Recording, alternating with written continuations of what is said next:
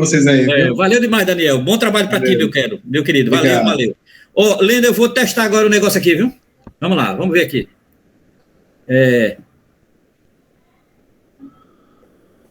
Olha, Lendo, deixa eu subir aqui, ó. Deixa eu ver agora. Tá dizendo aqui que tá gravando. Gravando. Pronto. Lendo, é com você agora, meu velho. Mande brasa. Beleza, agora tá gravando.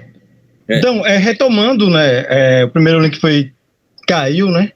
Retomando, eu tava justificando a minha experiência das últimas reuniões, né? Eu cheguei a pegar os primeiros capítulos de Grada Quilomba, mas aí veio uma junção de doutorado com trabalho que eu não estava aguentando mais ficar sentado aqui nessa cadeira em frente a celular ou computador.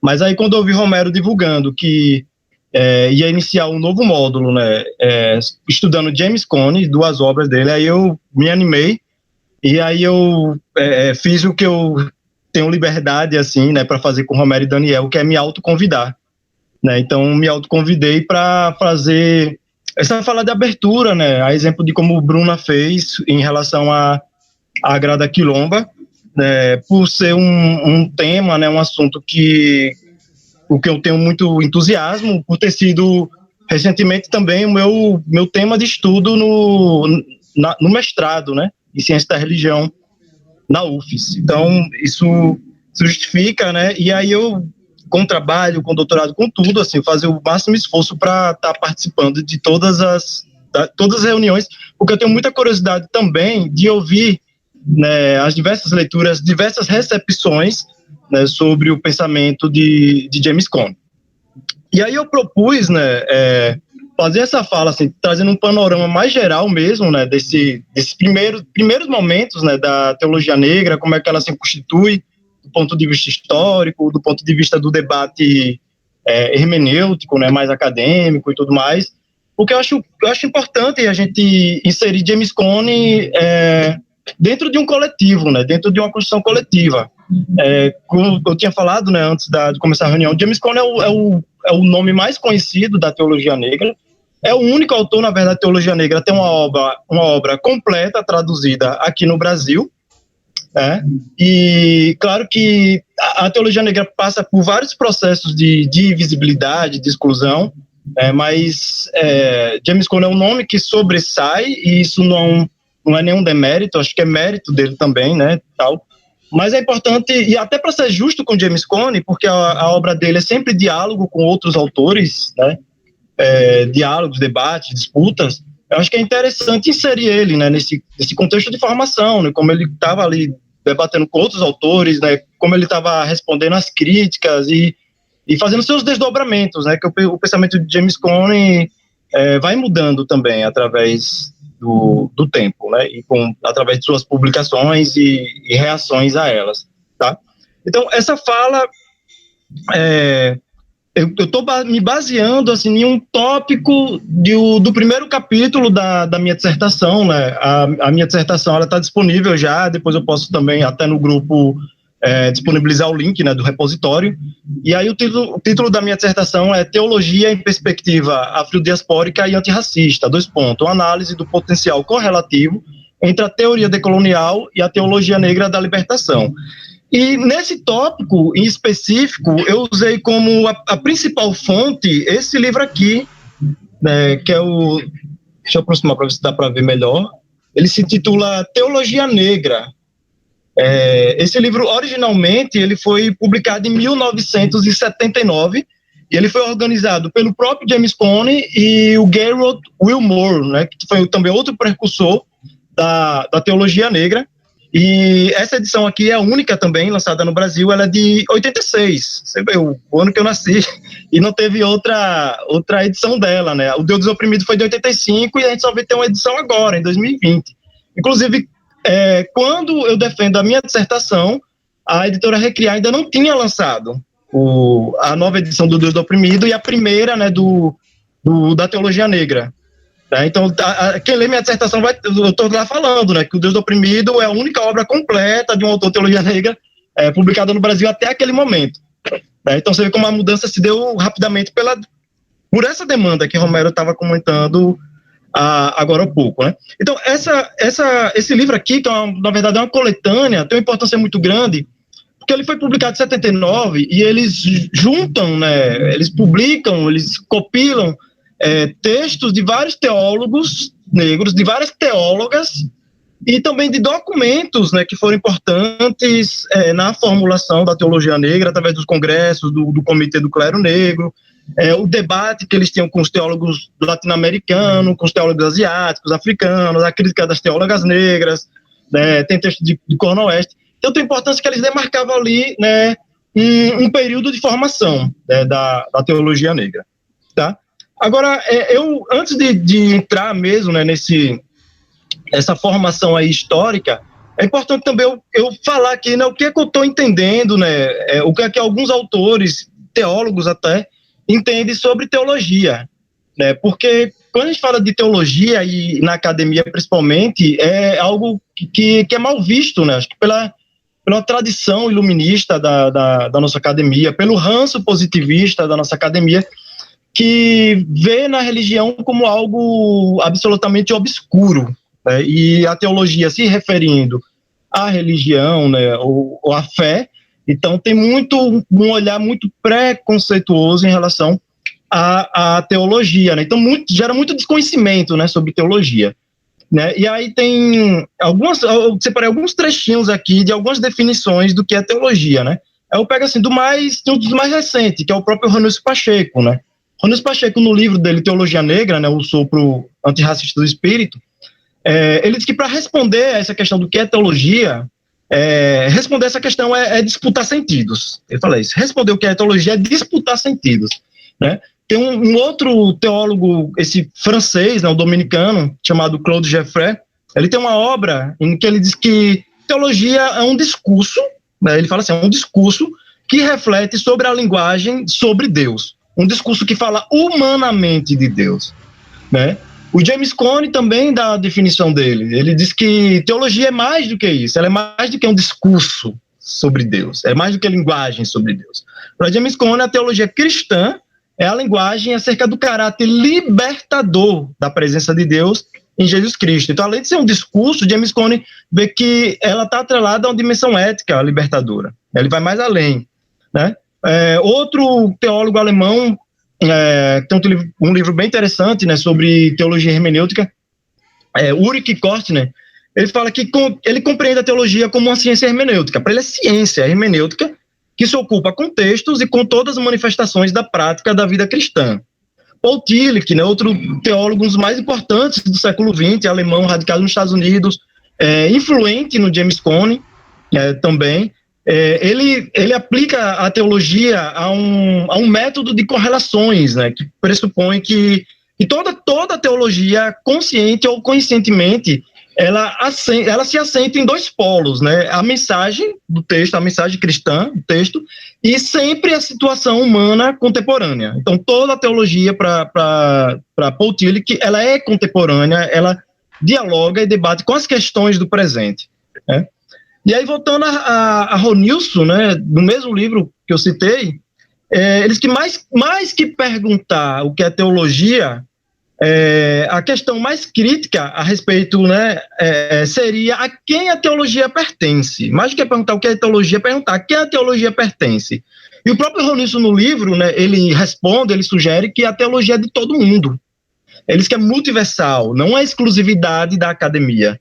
Pois ele diz que pertence também ao povo, né? Ele diz que mesmo que o povo não sistematize teologias, né, como James Cone faz, a partir da academia e tudo mais, o povo tem a capacidade de teologizar as realidades. Então, para Ronilson, fé é uma interpretação, né? Então, todas essas concepções de teologias, resguardadas as suas diferenças, todas elas estão dentro de uma concepção de teologia típica do século XX, século XXI, que é entender a teologia enquanto discurso, entender a teologia enquanto hermenêutica. Então, já não é um entendimento daquela teologia mais antiga, mais de séculos atrás, de uma teologia metafísica que se confundia com com a própria fala de um Deus, né? Não, aqui a teologia é discurso humano, demasiadamente humano, né? São discursos humanos, por isso que são contextuais, por isso que são históricos, por isso que são conflitantes, por isso que são insuficientes, né? E está sempre sendo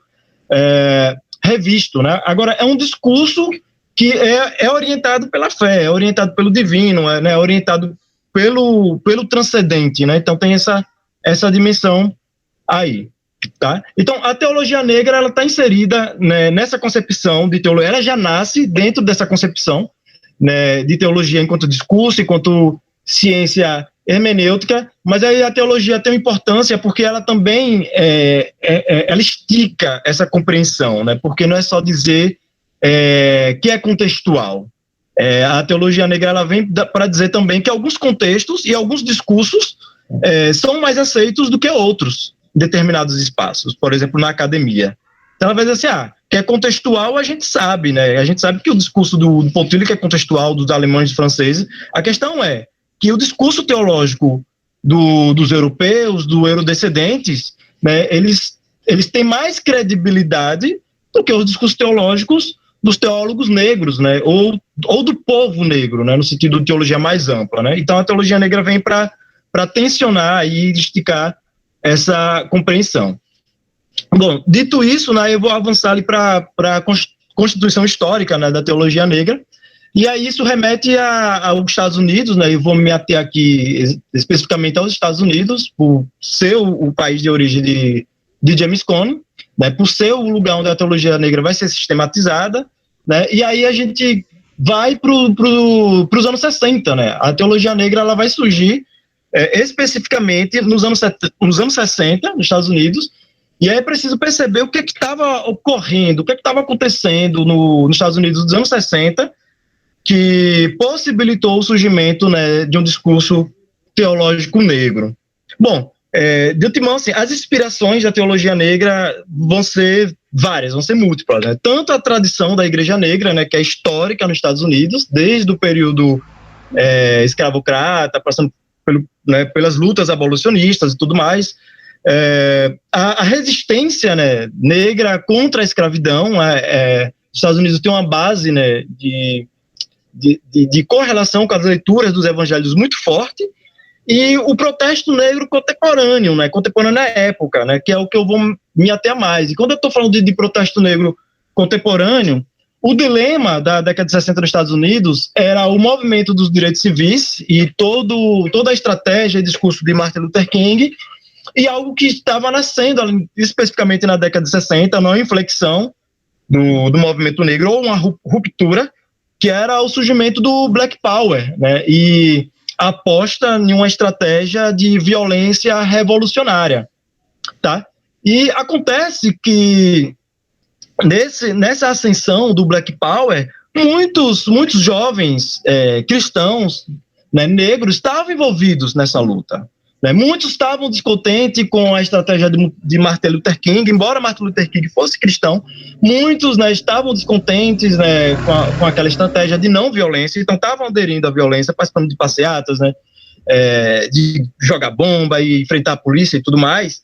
E muitos pastores negros acabaram se envolvendo, porque eram jovens negros de suas comunidades. Então escondia esses jovens da polícia, né, escondia em suas igrejas, né, e tudo mais. Mas isso levantou a questão entre os principais líderes do cristianismo negro, das igrejas negras dos Estados Unidos. Assim, o que é que a gente vai fazer diante dessa situação? Qual é a resposta, né, da igreja, qual é a resposta do evangelho diante dessa situação, dessa luta do movimento negro, né, que se radicalizou, né?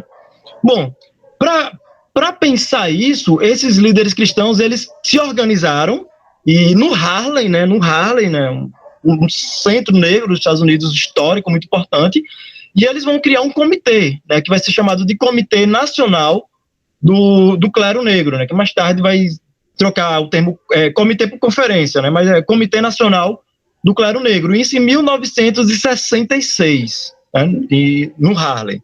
E aí o primeiro a presidir esse comitê vai ser um homem chamado Benjamin Python, né, que além de pastor foi reitor de várias universidades negras, né, e eles foram buscar respostas não só na própria Bíblia, né, como era de costume, mas também em autores da teologia ou dito laicos. Por exemplo, 3 autores que eram bastante lidos por esses cristãos, líderes cristãos negros.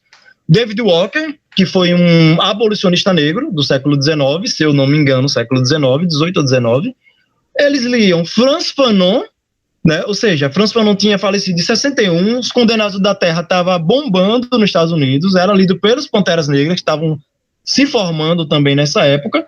Então, Frantz Fanon também era um livro de cabeceira desses cristãos, né? Não é à toa que, quando a gente for ler James Cone, a gente vai ver que James Cone cita bastante Frantz Fanon, ele se inspira em Frantz Fanon, né?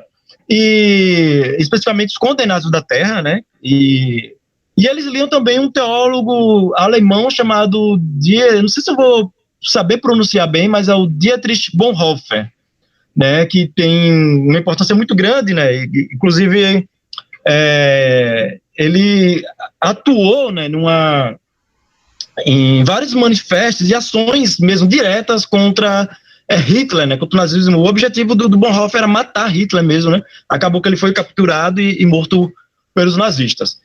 Então, eles estavam lendo autores revolucionários e radicais, né? Como se costuma dizer, era uma época revolucionária. E essa época revolucionária contaminou as igrejas cristãs também, né? Então, a resposta, né, a primeira resposta desses cristãos negros, desses líderes, desses pastores, em relação à questão da violência, né, que era o que mais impregnava, era o dilema maior, né, desse debate, é que, por exemplo, o Gerald Moore, né, que é um dos autores dessa coletânea que eu citei aqui agora, e o Gerald Moore também faleceu recentemente, faleceu no ano passado, em 2020, né, e como eu falei, ele é um dos pioneiros, além de teólogo, era historiador negro.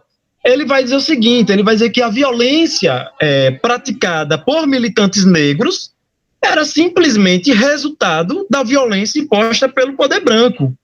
Então, o Will Moore comprou o discurso do Black Power, de justificar a reação à violência dos oprimidos, né? De, como Malcolm X falava, não confundir a reação dos oprimidos com a violência dos opressores, né? Então, o Will Moore, o precursor da teologia negra, ele compra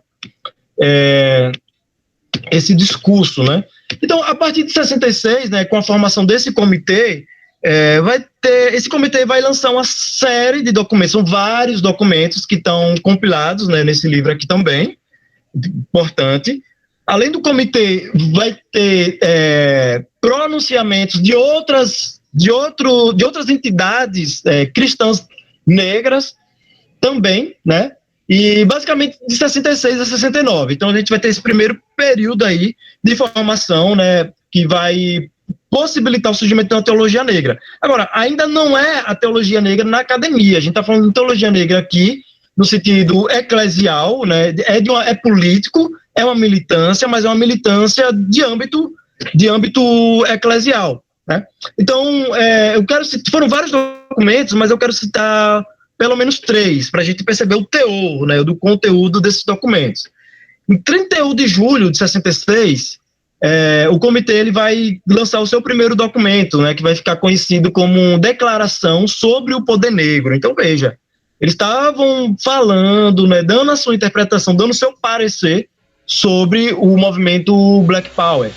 E veja só, eles publicaram esse documento no New York Times, de grande alcance, né, de grande repercussão.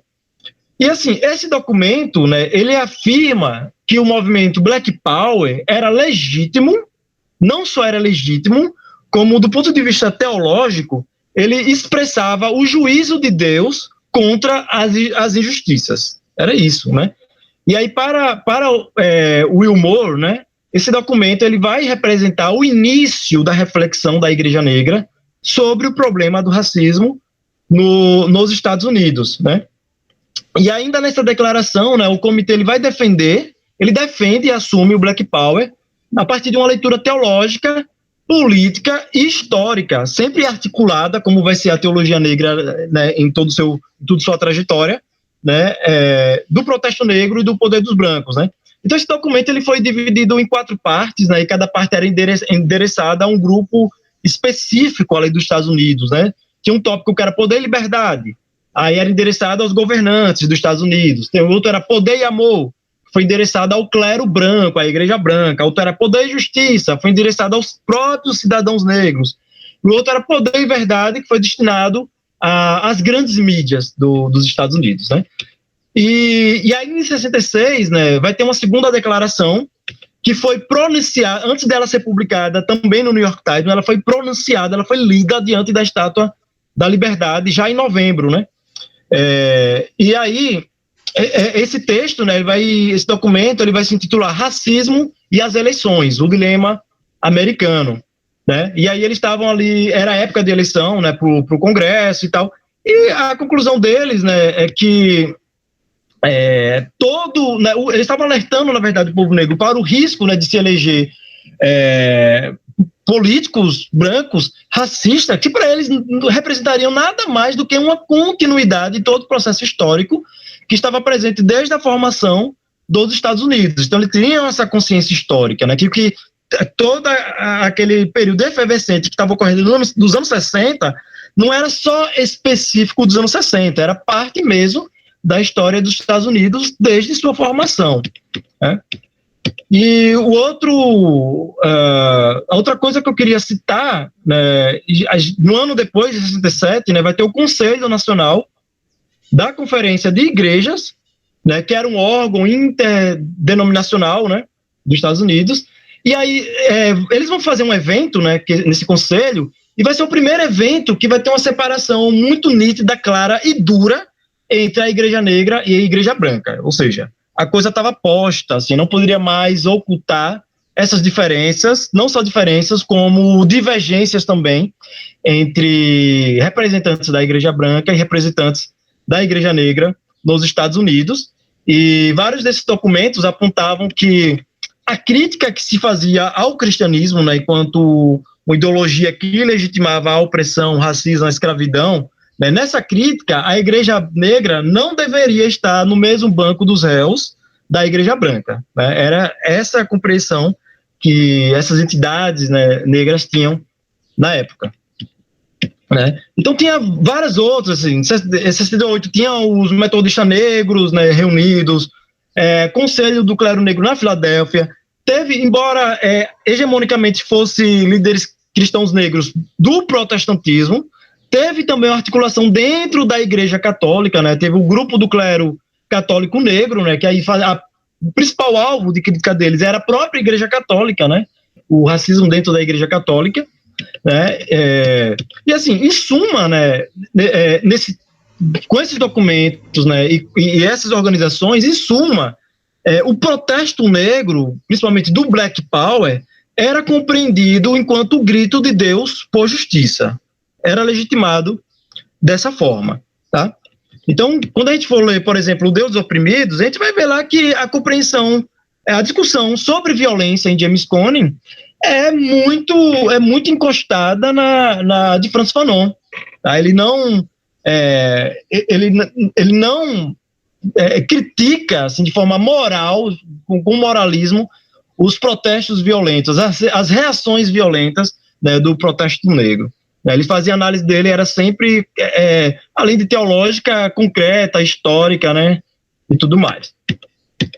Bom, a partir daqui, aí agora a pergunta e como surge, né, esse conceito de teologia negra, né? Qual é a primeira vez que vai surgir, que vai ser formulado esse termo teologia negra? Aí é que a gente vai para 1969, né, após todo esse período aí de debate, né, entre 66 e 69, em 69, em junho de 69, em Atlanta, né, a Comissão Teológica, né, do Comitê Nacional do Clero Negro divulgou, né, a declaração, né, uma declaração que, segundo o Will Moore, seria a primeira declaração oficial da significação e da finalidade da teologia negra, né, que era caracterizada por James Cone como uma declaração normativa sobre a teologia negra, né.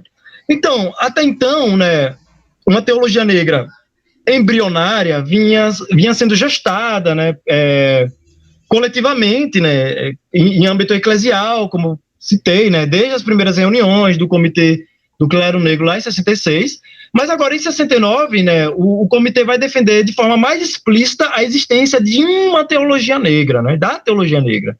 E aí, essa defesa, ela vai ser baseada em um livro de um jovem autor, de um jovem teólogo que era pouco conhecido na época ainda, que se chamava James Cone, né?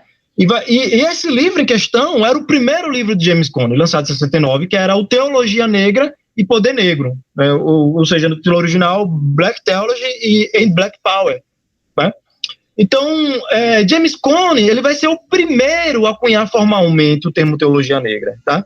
Então, aquela coisa que a gente estava conversando antes, né? James Cone é o que tem mais visibilidade e tal, mas isso não é nenhum demérito, né? Ele tem realmente um protagonismo, tem uma importância dentro da formulação da Constituição da Teologia Negra, sendo, inclusive, a formular o termo, né? A cunhar o termo.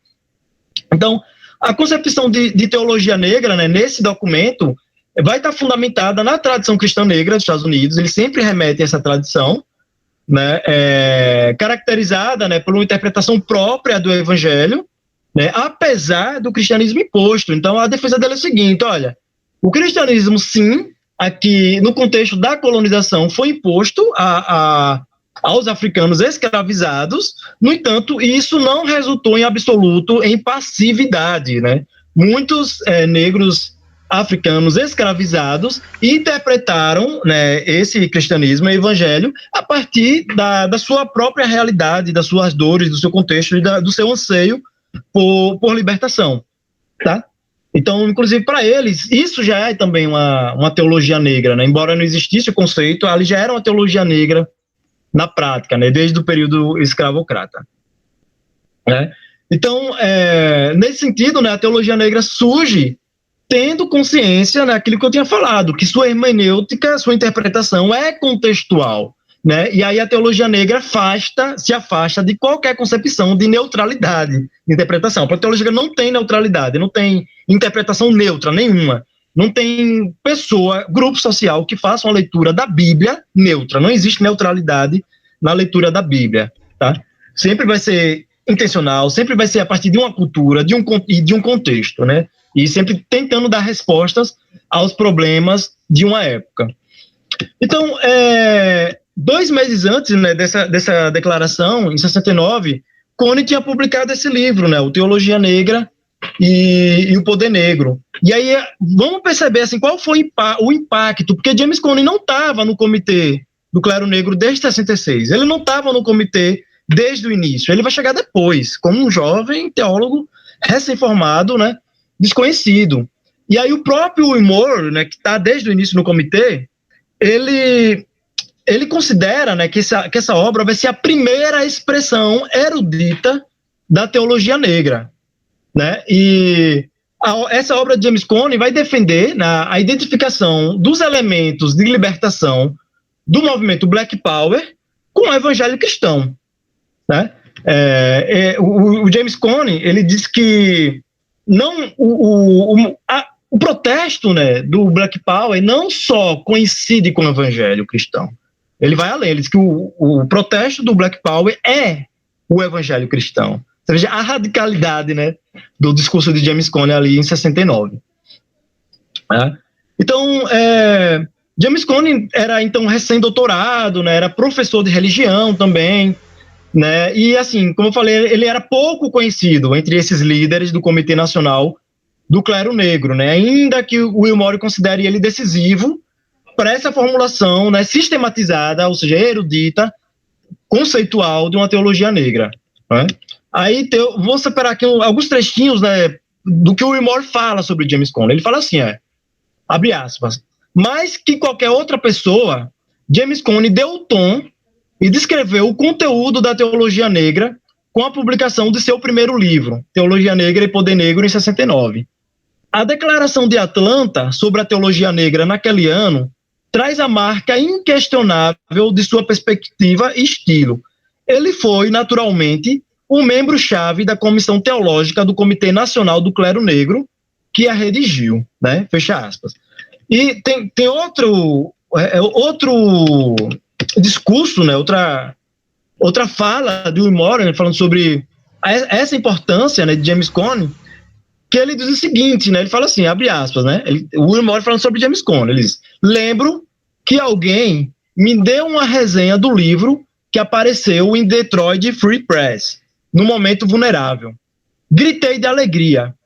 Tinha diante de mim uma apresentação amadurecida e erudita, embora ebuliente de juventude, daquilo que não poderíamos encontrar palavras para exprimir desde o primeiro dia em que Benjamin Python e eu nos sentamos no seu escritório para compormos o rascunho da Declaração do Poder Negro.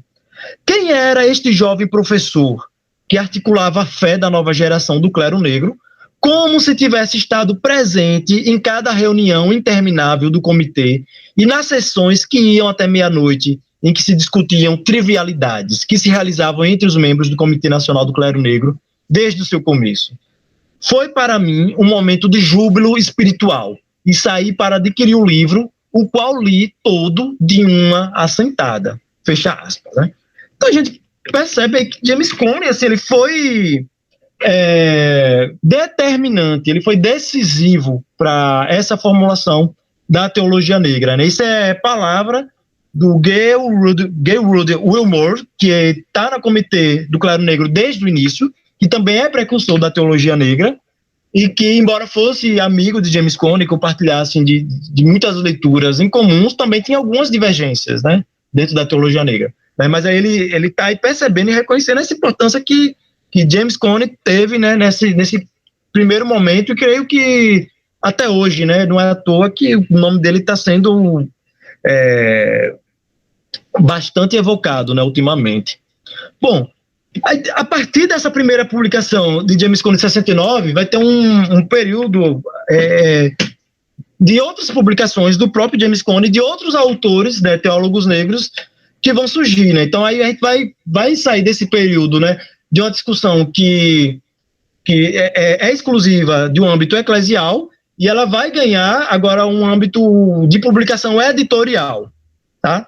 Então, o próprio James Cone, né, já em 1970, vai lançar o seu segundo disco, que é o Teologia Negra da Libertação, né, que é esse que nós vamos ler, mas que nessa edição da editora Recriar está traduzido apenas como Teologia Negra, né, eles não colocaram o da Libertação, né? E é interessante a gente perceber esse título, né, da libertação. Eu acho interessante, né, até eu senti falta disso. Por quê? Porque esse livro, com Teologia Negra da Libertação, foi publicado em 70. O livro de Gustavo Gutierrez, né, que inaugura a Teologia da Libertação latino-americana, vai ser publicado só um ano depois, em 71. Tá? O da Libertação de James Cone é 70, o de Gustavo Gutierrez é 71, depois, né? Agora, essa é uma discussão, assim, complexa, né? Porque a Teologia da Libertação latino-americana, ela ganha repercussão com esse livro de 71, Gustavo Gutierrez, mas o Gustavo Gutierrez também já usava, né, esse termo, assim, mas sim, a mesma visibilidade e repercussão em textos menores, né, em artigos, ensaios anteriores, né?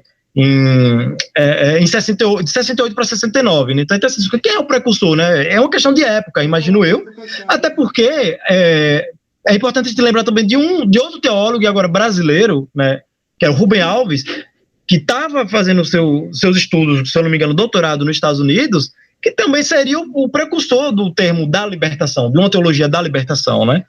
O título, né, o primeiro título de sua tese seria para uma teologia da libertação, mas aí por uma questão editorial, né, a teologia da esperança estava na moda na época, ele trocou o título, né, e aí ficou uma teologia humana da esperança, algo assim, né, mas aí ele troca a libertação pela esperança, né. Então o termo libertação, né, não é exclusividade da teologia da libertação latino-americana, estava presente também já entre os teólogos negros nos Estados Unidos. Bom, em 72, James Cone lança mais uma obra, né, que é o The Spirituals in the Blues, né, e aí ele vai fazer uma interpretação teológica, né, dessas expressões musicais, né, do Spiritus e do Blues. E aí em 75 ele lança o Deus dos Oprimidos, né, que é uma obra bastante repercutida, não à toa foi a primeira, né, a ser publicada aqui no Brasil, e por muitos anos aí, né, por mais de 30 anos, a única, na verdade, traduzida, né. E aí nessa obra ele vai dar, a gente vai poder ler, né, se até mais a ela, mas ele faz uma análise do contexto social, né, da teologia e da revelação bíblica. Né? E aí, pronto. Aí James Cone depois ele lançaria outras obras nos anos 80, né? Nos anos 90, nos anos 2000, né? Em 2011, James Cone tem uma obra, né? Que a tradução é A Cruz e a Árvore do Linchamento, né? Uma obra recente, das obras recentes dele, é a mais comentada, né? Premiada, e estou na esperança aí de que ela seja também traduzida e publicada aqui no Brasil, né? Outros autores, né? Tinha um teólogo chamado Major Jones, né? Que lançou em 71 um livro intitulado Consciência Negra, uma teologia da esperança, né? Então tem uma teologia negra inspirada, né, pela teologia da esperança. Em 74, né, ele lança outro chamado Ética Cristã para uma Teologia Negra. Outro autor, Deotis Roberts, né, em 71 lança uma obra intitulada Libertação e Reconciliação, uma Teologia Negra. Em 74 lança Teologia Política Negra. O James Cone, a gente vai ver que ele tem um debate assim muito forte com o Deotis Roberts, assim, eles têm muitas discordâncias, né, em alguns pontos, a gente vai perceber lá no Deus dos Oprimidos.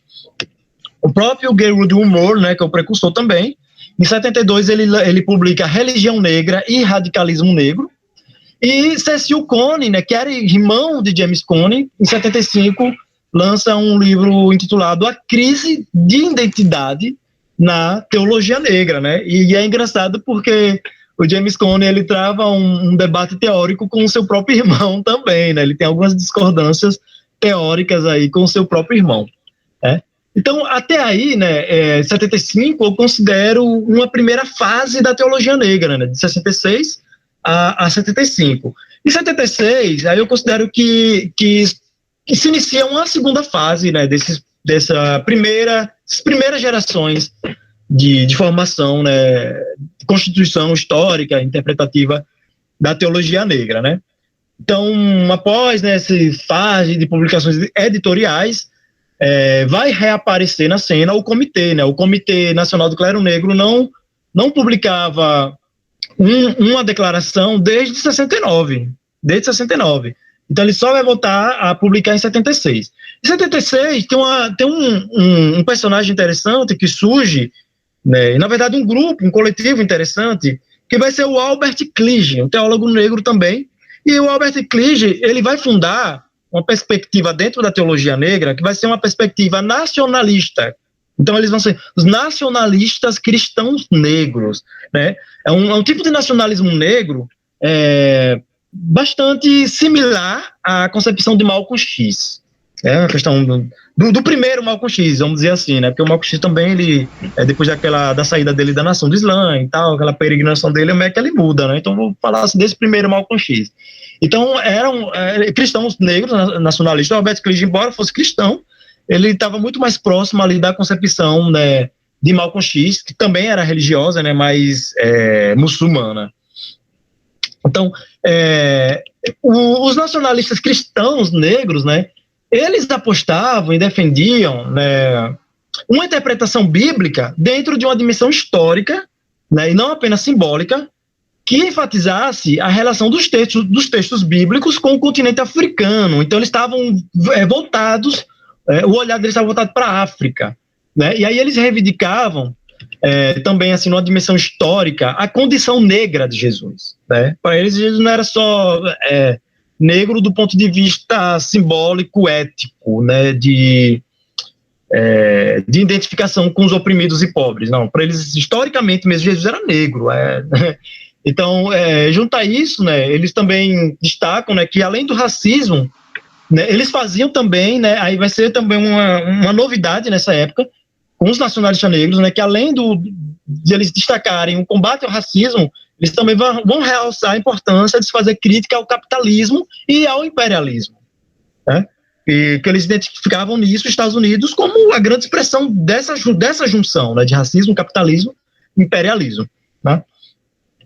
Então, esses eram nacionalistas cristãos negros, né, liderados aí pelo Albert Clige.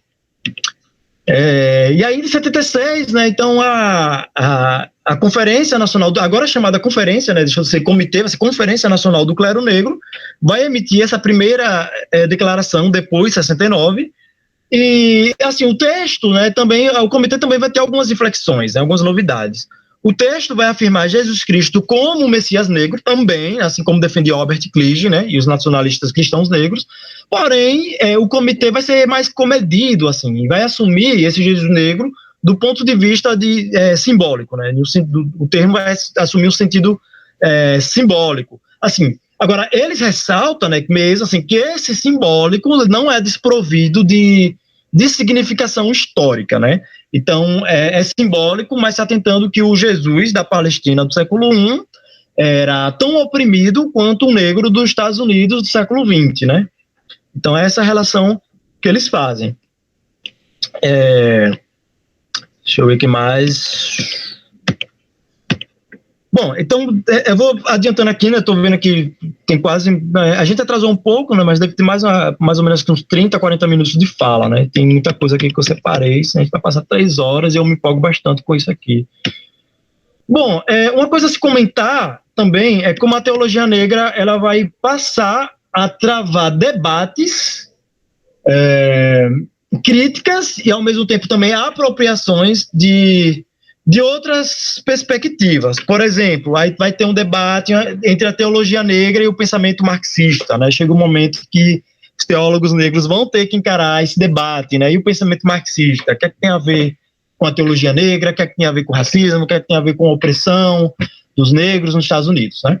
Então, em relação a essa aproximação, né, da teologia negra com o socialismo marxista, Cornel West, né, o filósofo negro Cornel West, também dos Estados Unidos, que também, assim como Cone, lecionava, né, e leciona, né, não sei se ele está ainda, mas há pouco tempo eu via que ele estava na Union Theological Seminary, né, onde o Ronilson faz o mestrado lá, onde o James Cone ensinou até, né, se aposentou lá.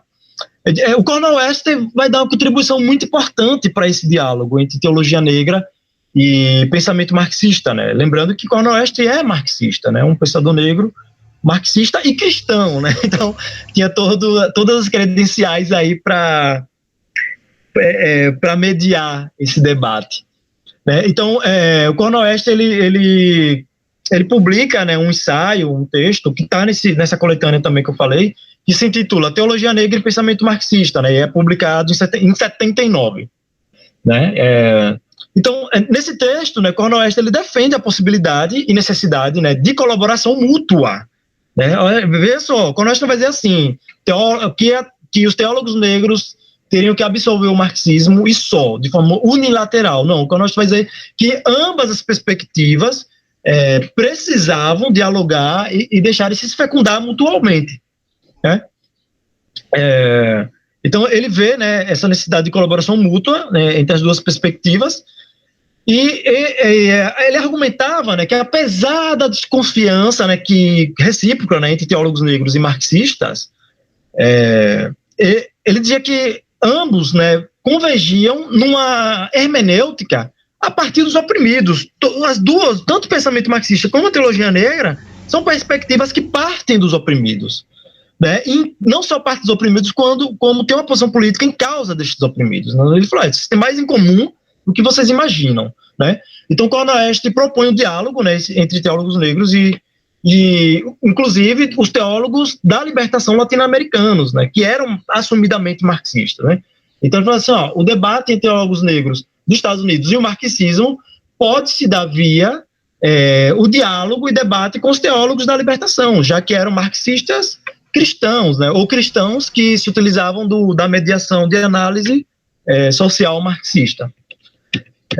Então, para Cornel West, né, a contribuição do marxismo seria o quê? Né? A categoria de classe possibilita uma análise acertada sobre a ausência de poder decisório da comunidade negra no capitalismo. Cornel West falava o seguinte, vocês, teólogos negros, têm que se atentar que numa sociedade capitalista, um negro não tem poder decisório. E a análise marxista vai contribuir, né, para essa análise da realidade. Por outro lado, Cornel West dizia que a contribuição da teologia negra para os marxistas, inclusive para os teólogos da libertação latino-americano, era reconhecer o potencial libertário da cultura e da religião, coisa que para Cornel West os marxistas poucos faziam, né? Perceber que a religião é ambígua, a religião e a cultura são ambíguas, né? Elas têm seus potenciais libertários também, né? Então a crítica ao cristianismo também teria que ser dialética, né? A palavra teria que ser dialética. Inclusive o Cornel West fala isso, ele diz, olha, o método marxista é dialético, né? Desde Marx, né? Ele fala o seguinte, os teólogos negros, ele fala, na verdade, o pensamento negro, mesmo aqueles que não conheciam e não liam Marx, eram dialéticos já. Eram dialéticos, não você conhece Marx. Teologia negra já nasce dialética. Então, são duas perspectivas dialéticas, tem mais em comum do que, inclusive na metodologia, né? Mais em comum do que se imaginava. Né? Agora, é preciso dizer que tem um debate muito grande, assim, muito forte, que não se resolveu de um dia para a noite entre os teólogos negros e os teólogos da libertação latino-americana, né, marxista, né? Mas, com o tempo, eu percebo mais do lado dos teólogos nos Estados Unidos, principalmente do James Cone, que eles vão absorver, né, a análise marxista na sua elaboração, na sua formulação de uma teologia negra, né? Inclusive, um pouco antes de começar a reunião, eu destaquei lá no grupo, né, nosso lá do NEAB, né, uma fala de Hugo Asman, né, teólogo da libertação católico brasileiro, muito importante, né? Que em um congresso, né, das igrejas em 73 já estava tendo esse diálogo, né? Ele reconhece a crítica que os teólogos negros, James Cone faz, né, os teólogos da libertação, porque o James Cone fala o seguinte, olha, vocês falam dos oprimidos, em causa dos oprimidos, mas vocês não se atentam para a população negra, até da própria América Latina, né? E grande parte talvez porque vocês sejam teólogos brancos da classe média, né? Embora sejam latino-americanos. Né? E Hugo Asman conhece essa crítica. Paulo Freire assume também, né, a posição, era amigo pessoal do James Cone, ele também reconhece, né, e tem como legítima, né, essa crítica de James Cone. Bom, e a partir desse diálogo, né, vai ter outra novidade também aí, né, entre 76 e 79, né, essas novidades da teologia negra, que é a relação, né, da teologia negra com a teologia do então chamado Terceiro Mundo, né? Depois das obras de Fanon, né, e da Conferência de Bandung, então o Terceiro Mundo estava em alta toda essa discussão, e a teologia negra também, para ela também não passou despercebida, essa discussão da teologia do Terceiro Mundo, né? Dessa necessidade de diálogo com o Terceiro Mundo, né? Então, na declaração, né, da Conferência do Clero Negro, em 76, a teologia negra, agora, pela primeira vez, ela vai se auto-identificar com a causa dos povos do Terceiro Mundo, né? Então, os teólogos negros, eles vão dos Estados Unidos, eles vão passar a dialogar com as teologias, né, da periferia do mundo moderno capitalista, eles vão dialogar com os teólogos africanos, com os teólogos asiáticos e com os teólogos latino-americanos, né? Como eu falei, desde 73 já estava rolando isso. Né? Então, o James Cone vai para o Japão, ele dialoga com teólogos coreanos que estavam no Japão, e ele percebe que a situação de coreanos no Japão era uma situação de opressão muito similar à do negro nos Estados Unidos. Né? Ele viaja para a África e faz um debate muito interessante com os teólogos africanos. Né? Já tem uma série de encontros, né, na Europa, no México, no próprio Estados Unidos, com os latino-americanos. Isso vai dando uma abertura maior. E aí tem uma coisa interessante, né, da teologia negra se identificar, né, com os povos do Terceiro Mundo, inclusive se identificar também com uma teologia do Terceiro Mundo, né, e Paulo Freire, né, que estava sempre muito atento a essas discussões, atento não, ele participava mesmo efetivamente dessas discussões, né. Paulo Freire vai dar uma declaração dizendo que nessa conferência de 73 também, né, que o Hugo Asman fala, em Genebra, na Suíça, Paulo Freire, ele vai entender Cone, né, como um homem do Terceiro Mundo, embora fosse nascido no Primeiro Mundo. Né, ele fala assim, aí eu vou citar o próprio Paulo Freire, né, ele diz o seguinte, assim, abre aspas,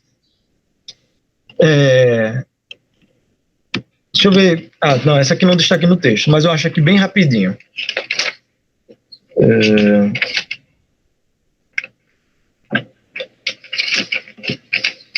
Só um momento. Não vou conseguir achar.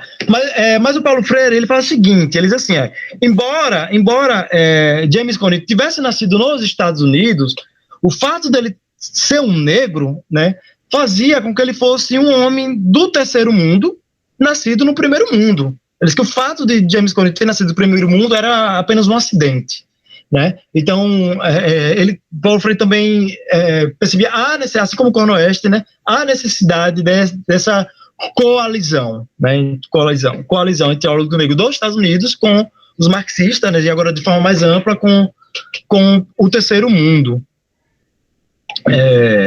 E aí o James Cone, né, em 79, ele vai dar uma declaração, né, ele publica, na verdade, um texto que tem uma declaração bem interessante, que ele fala o seguinte, assim, abre aspas, ele fala assim, né, quer os teólogos negros gostem ou não é mais possível limitar a preocupação teológica de uma pessoa ao racismo na América do Norte ou aos problemas eclesiásticos que provêm da política da Igreja Negra. O racismo é um fenômeno internacional e está ligado ao classismo, ao machismo e ao imperialismo. Por isso, a análise que fazemos dele na América do Norte deve refletir a perspectiva global da opressão humana. Acredito que o futuro da teologia negra será determinado pela habilidade dos teólogos negros de refletir esta consciência internacional na sua prática teológica na igreja e na comunidade negra. Quando os teólogos e os eclesiásticos negros forem capazes de articular por palavra e na prática a dimensão internacional da opressão humana, os pobres do terceiro mundo e aqueles que prestaram a sua solidariedade com eles perceberão que a luta negra na América do Norte não é uma tentativa de negros burgueses isolados para abocanhar uma fatia maior do bolo capitalista. Nossa luta é global e está ligada aos povos pobres e negros de todo o mundo. Somos um povo do terceiro mundo, no primeiro mundo. E assim, a nossa luta pela justiça está na solidariedade com os pobres desta terra.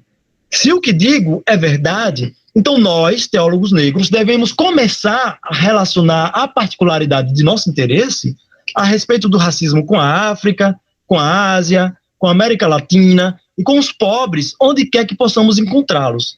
Apenas espero que nós, teólogos negros, possamos realizar esta missão internacional na igreja e na comunidade negras, porque a realização da humanidade negra na América do Norte está intimamente ligada à humanização de todos os povos. Fecha aspas. Né? Então, James Cone assume, né, essa perspectiva internacionalista, global, né, de que a luta negra nos Estados Unidos estava ligada à luta de todos os oprimidos da terra, né, de negros de outros continentes, de outros países, de não negros, mas que eram oprimidos também, né? Então tem essa dimensão. Agora, quando o James Cone fala isso, é uma autocrítica também, né? Ele se apropria, na verdade, da crítica exteriores, né, dos latino-americanos, marxistas, mas é uma autocrítica também à teologia negra, porque a teologia negra, em seu início, se limitava a uma questão racial nos Estados Unidos apenas, né, e não se atentava. Então, a partir dessas articulações, desses diálogos, dessas viagens de James Cone, né, para outros continentes, né, em contato com outros povos oprimidos, então ele tem essa abertura, né, de consciência, de discurso, né, de compreensão do seu papel enquanto teólogo negro. Só que aí tem outra coisa também interessante para se falar. Não sei se vocês perceberam, né, que todos os teólogos que eu citei até aqui, né, foram teólogos homens. E aí vai surgir também um grupo de mulheres negras, cristãs, teólogas, que vai fazer a crítica também, né, que vão publicar, que vão assumir o seu papel a partir da perspectiva da mulher cristã negra, e fazendo a crítica que a teologia negra já faz, né, que é o racismo, ao capitalismo, ao imperialismo, ao machismo, tudo mais, mas também fazendo a crítica interna, né, fazendo a crítica aos homens negros, fazendo crítica aos teólogos negros, pela invisibilidade da mulher negra, não só no espaço editorial e tudo mais, mas por também não ressaltar a questão da mulher negra em seus textos, tá? Então, em meados dos anos 70, né, a teologia negra vai ser interpelada, né, pelas mulheres negras teólogas que vão denunciar a dupla opressão sofrida, né, do racismo, do machismo, né, invisibilizada pelos próprios homens negros, né, e pela teologia negra, né, que até então era uma exclusividade masculina. Então tem alguns nomes aqui também para citar, né, e nomes e publicações importantes, né, por exemplo, Teresa Hoover, né, em 74 ela vai publicar um ensaio intitulado As Mulheres Negras e as Igrejas, : triplo risco, né? E aí nesse ensaio ela denuncia o silenciamento da voz feminina na Igreja Negra, né?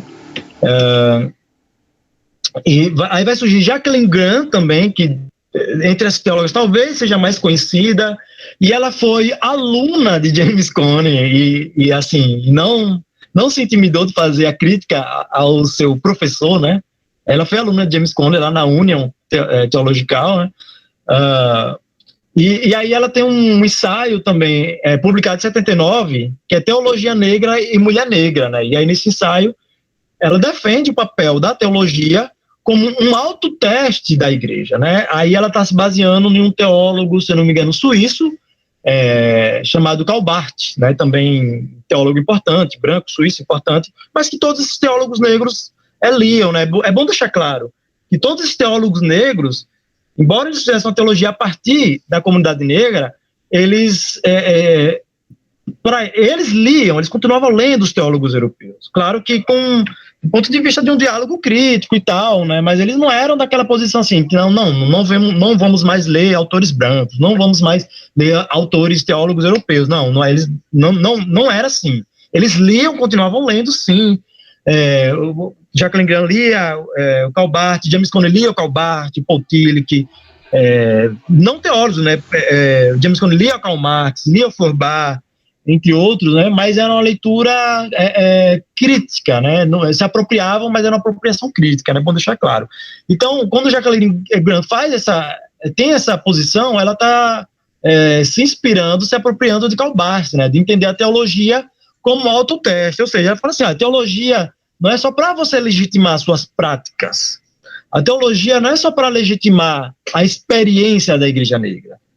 Pode ser, mas a teologia também é um autoteste da igreja. Ela tem que se voltar criticamente contra as nossas práticas, né? Contra a prática da própria igreja, em relação à prática da própria comunidade negra. Não era romantizar a igreja negra, nem romantizar a comunidade negra, né? Então, Jacqueline Graham tem uma importância muito grande aí, né, de fazer essa crítica a partir dessa perspectiva, tá?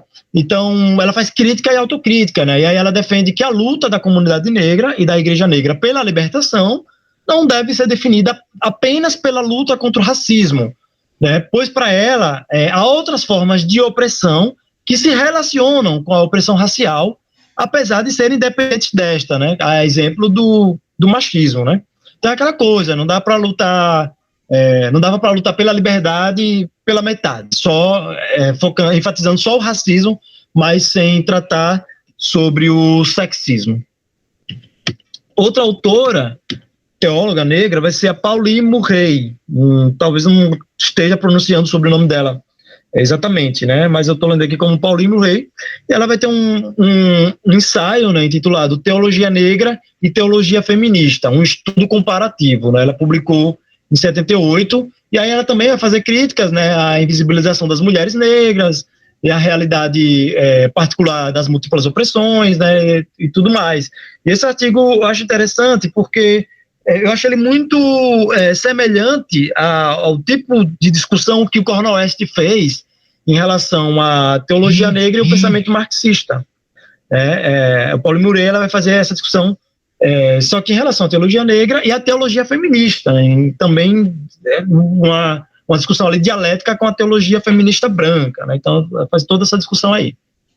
E aí o James Cone, né, em 79, depois de receber pancadas aí, né, das críticas das teólogas negras, ele vai reconhecer que realmente os teólogos negros não eram machistas e não tinham se atentado para a questão da mulher. Então, ele acolhe a crítica, né, das teólogas negras, e ele confessa o seguinte, né, no texto ele publica, ele abre aspas, ele fala o seguinte: quando me impus pela primeira vez a tarefa de desenvolver uma teologia negra de libertação, durante o verão de 1968, a contribuição característica das mulheres negras não fazia parte de minha consciência teológica, abre aspas, né? Então, o próprio James Cone assume, né, que realmente a teologia negra era devedora das reivindicações da mulher negra cristã, ou da mulher negra em geral.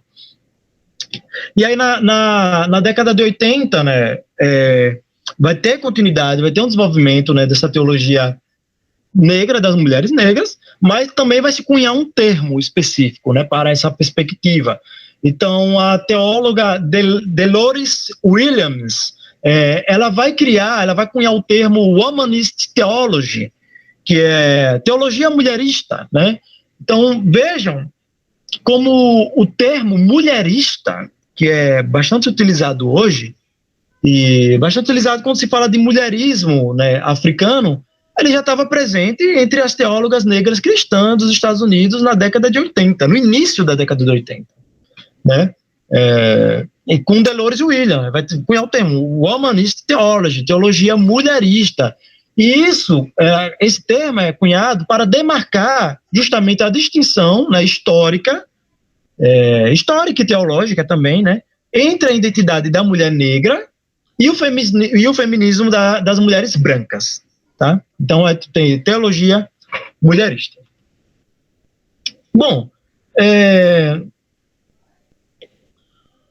para finalizar, né, creio que já falei bastante, né, sobre... Então, eu peguei de 66, né, e aí até 75, aquela fase de publicação editorial, né, a partir de 76, vai ter esses vários desdobramentos, várias reflexões, vários diálogos, né, da teologia negra com outras perspectivas, né, e aí adentra a década de 80 com a teologia mulherista.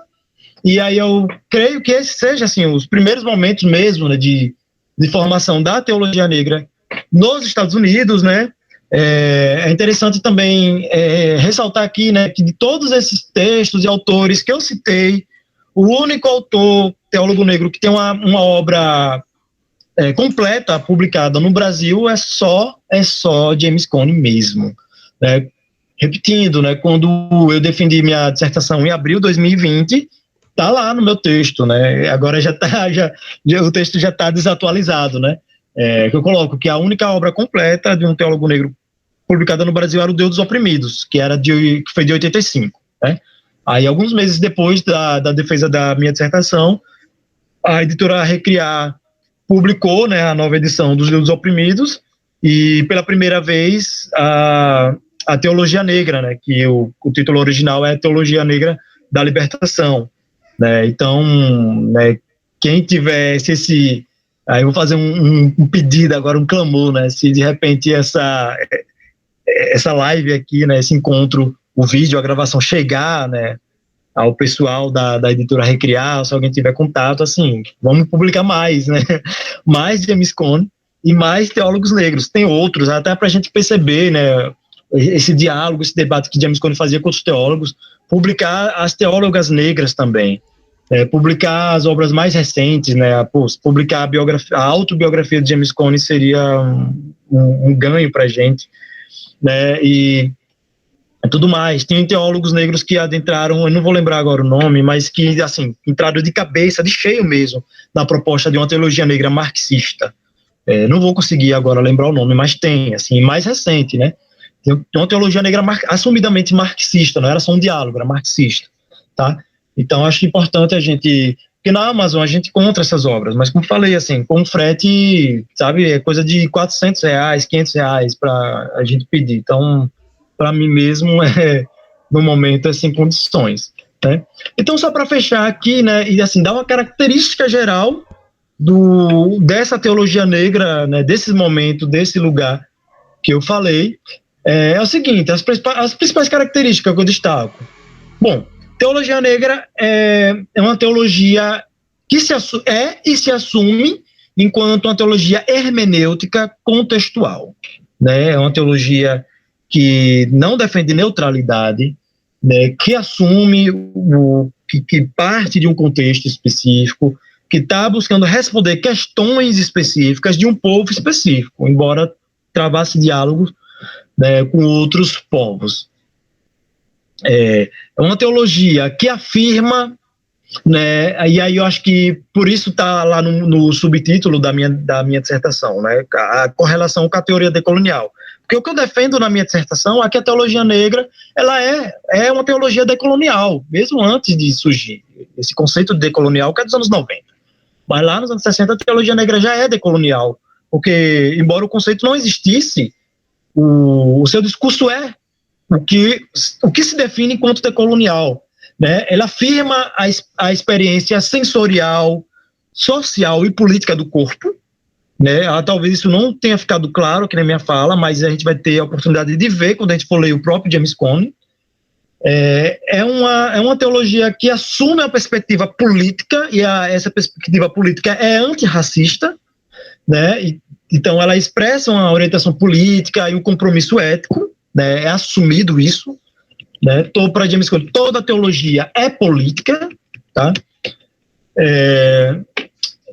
E outra coisa, para Cone, né, o engajamento político presente na teologia negra da libertação não é fruto apenas da situação histórica vivida pelos negros na modernidade, né? Ou seja, quando fala modernidade, a gente está falando de colonização, né? E que se inicia com a escravização, né, e racismo e tudo mais, né? O lado obscuro da modernidade, né, como diz o Walter Mignolo. Então ele fala, a teologia negra não é fruto só da experiência negra na modernidade. Ele diz, na verdade, a teologia negra é uma exigência do que está testemunhado nas escrituras. Tá? É um compromisso com o próprio evangelho. Do ponto de vista da metodologia, e isso também a gente vai poder observar de forma mais evidente nos textos do próprio James Cone, do ponto de vista metodológico, a teologia negra é uma teologia correlativa, né? Ou, em outra palavra, é uma teologia dialética, né? E aí ela sempre vai correlacionar as suas fontes. Quais são essas fontes que a teologia negra vai correlacionar? Obviamente a Bíblia, porque é uma teologia cristã, a tradição teológica, tudo que foi produzido, né, da teologia negra, desde Agostinho, né, até as teologias do século XX, e o contexto histórico-cultural, né? Então a teologia negra sempre vai articular esses três elementos, né? Lendo um a partir do outro, né? Bíblia, tradição teológica e contexto histórico e cultural. Bom, e a teologia negra também é uma teologia hermenêutica, né? Mas a partir de alguns desdobramentos, né? Não é, como eu falei, não é desde sempre, não é desde sua formação, vai ampliar o seu horizonte de interpretação, né, da Bíblia e da realidade, né? Ou seja, a teologia negra vai se apropriar da produção intelectual afrodiaspórica. Nós vimos que eles liam Francis Fanon, lia autores abolicionistas, estavam em diálogo com Cornel West, né? Liam Martin Luther King também, e é interessante fazer essa ressalva também, Martin Luther King, né, porque aqueles primeiros momentos de 66, né, quando surge o Black Power, muitos cristãos negros se afastaram de Martin Luther King, se afastaram consideravelmente, porque acreditavam que a estratégia de Martin Luther King não atendia às suas expectativas, né. Mas, né, com o passar dos anos, o próprio James Cone, né, em um congresso em 77, ele vai reconhecer que, na verdade, Martin Luther King vai ter importância, assim, né? Então, ele vai fazer essa coisa, era uma época que a gente precisava tomar decisões radicais e tudo mais, né, e isso, em consequência, nos afastava um pouco de Martin Luther King, de suas perspectivas, mas, na verdade, Martin Luther King também é um precursor da teologia negra. Isso o James Cone vai falar. E nós somos devedores de Martin Luther King. Ele vai dizer, porque Martin Luther King é um precursor da articulação entre religião e política. E outra coisa que James Cone vai falar, né, em 77, isso é uma revisão dele já, né, daquele percurso ali de 10 anos de teologia negra, ele vai dizer então, assim, que o Martin Luther King também oferecia algo que talvez o Black Power não oferecesse, que era a dimensão da esperança, do sonho, né? James Cone entendia que não poderia haver política, nem teologia, nem luta sem sonho, sem esperança, né? O que na linguagem teológica seria escatologia, né? Você ser motivado, né, também o sonho. Não existe luta sem sonho. E nisso Martin Luther King nos ensinou bastante, né? Antecipou a todos nós, né? Então, Martin Luther King, embora fosse criticado ali no início, a importância dele também vai ser reconhecida com o tempo. Inclusive, James Cone tem um livro, se não me engano, dos anos 80, que é sobre Malcolm X e Martin Luther King. Também, né, seria legal ser traduzido. Bom, e aí eles se apropriam, né, dessa produção intelectual negra. Eles se apropriam, como eu falei, da teologia europeia do século XX, né? Eles não deixam de ler, né, de se apropriar desses teólogos. Eles se apropriam da crítica marxista, se apropriam da crítica feminista também, né, principalmente feminista negra, se apropriam da crítica do movimento negro organizado, da própria tradição negra cristã, né, que remete, como eu falei, desde da Igreja Negra, da formação da Igreja Negra, do período escravocrata, e da própria pesquisa histórica, né. A teologia negra é uma teologia que se assenta na consciência histórica, né? Eu defendo isso na dissertação também. É uma teologia da história, né? Uma teologia que se assenta na consciência histórica do povo negro. Seja a consciência histórica de forma mais ampla ou da história formal mesmo, acadêmica, né? Lembrando que o Gerald Moore, né, além de teólogo, ele era historiador, né? E aí essa coletânea aqui, né, que é importante, eu me baseei bastante nela, de 79, que ele organizou com o James Cone.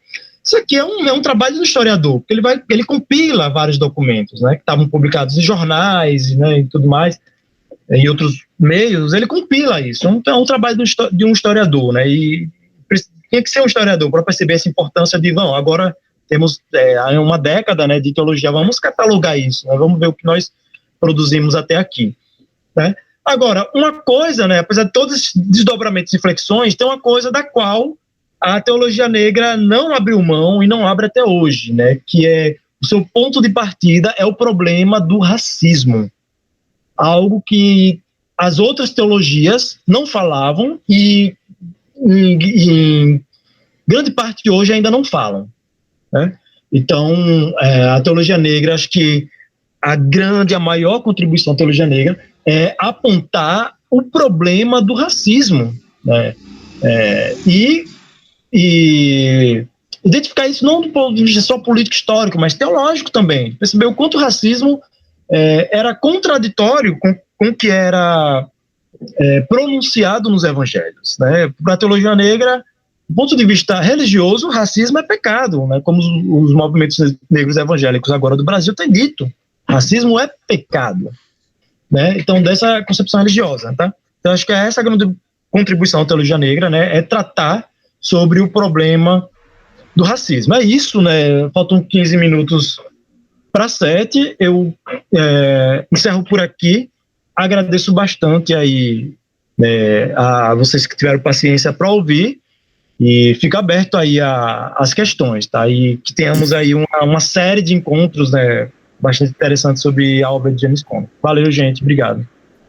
Muito bom, Leno. Parabéns. Muito bom mesmo. Eu acho que deu para ter uma ideia, inclusive, da importância de James Cone e, para além dele, da teologia negra. A teologia negra é maior do que ele mesmo, entendeu? Eu acho muito interessante isso, né? Com teólogas, outros teólogos, as raízes. Foi foda. Muito bom mesmo. Eu tá de parabéns. E eu acho que ajuda demais, né? Para a gente perceber a importância dessa teologia, né? Pronto, a gente pode abrir agora. Veja, temos um tempinho ainda, né? Para conversar com o Leno aqui. Perguntas, acréscimos. E aí, Gilson, era isso mesmo que estava esperando? Como é que você está esperando? Nossa, excelente. Show de bola. Muito bom ver isso contemplado num grupo acadêmico e a partir daí ser expandido. Muito bom. Que massa isso. Muito bom. Perguntei a Gilson porque Gilson vem da tradição evangélica e e está inserido, de qualquer maneira, nesse debate. Isso, eu sou teólogo negro e tenho buscado isso porque o reconhecimento da minha negritude veio a partir de 2018. Eu não conhecia James Cone, não conhecia a importância, né? Não conhecia a teologia do mulherismo, né? Que Leno falou aí muito bem, né? Ouvi pela primeira vez numa conferência, e são assuntos pulsantes, né? E a gente vai se envolvendo aos poucos e vamos sendo aí chamados para participarmos de um debate comum interreligioso, um diálogo interreligioso da Pastoral Afro, nesse final de semana, onde que vários assuntos desses que Leno tocou foram contemplados lá, e a gente teve que ter a resposta na ponta da língua, né? Então isso é muito bom a gente ver isso ser contemplado num ambiente como esse. Massa, Gilson, muito bom também. E aí, minha gente, alguma questão? Acho que Gilson fez um contexto bom, né? Enquanto a experiência dele, enquanto pessoa do campo evangélico, negro, e que está já trabalhando com essa perspectiva teológica, né? E aí, minha gente, mais alguém? Algum acréscimo, alguma pergunta? Eu acho que o pessoal não... Só agradeceu, Leno, e elogiou aqui. Deixa eu ver.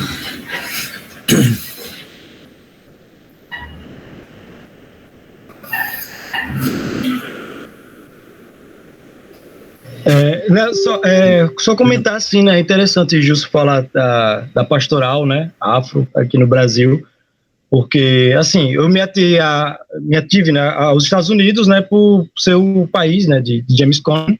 Mas, assim, é interessante falar, né, que aqui no Brasil a gente também tem, né, uma tradição teológica negra, uma proposta teológica negra, né, então, teológica negra latino-americana, né, brasileira, e desde os anos 80, pelo menos, né, desde a formação ali das APNs, né, das agentes pastorais negras e tudo mais, e Frei Davi, o Padre Toninho, né, nos anos 90 tem uma série de publicações, em grande parte católicos, né? Depois tem uma galera também evangélica, né, com a presença de Peter Nest, né, lá no Rio Grande do Sul, na Faculdade Este. Então aqui a gente também tem, né, uma tradição já, né, ampla, consolidada, embora invisibilizada também. Há poucos dias atrás houve uma missa negra, né, oficializada por Dom Zanoni, e que foi criticada severamente, né, porque é uma missa negra, né, se fez 40 anos da Missa dos Quilombos, segunda-feira, e ainda hoje quando se tem uma missa negra, né, que o roteiro, né, a liturgia é a mesma coisa de todas as missas, né, romanas, mas por ter um aparato negro, culturalmente negra, e o discurso de crítica ao racismo, né, ela é mal vista, né, como se as outras não fossem culturais, né? Fossem missas do céu, né? Vinda diretamente do céu, não fosse uma cultura europeia, né? A cultura europeia é neutra, né? Ou é celestial. E aí só cultural é só a negra, né? Então é importante isso trazer, que, né? Inclusive que houve um encontro, né? No fim de semana, ou seja, está viva, né? O debate está posto aí.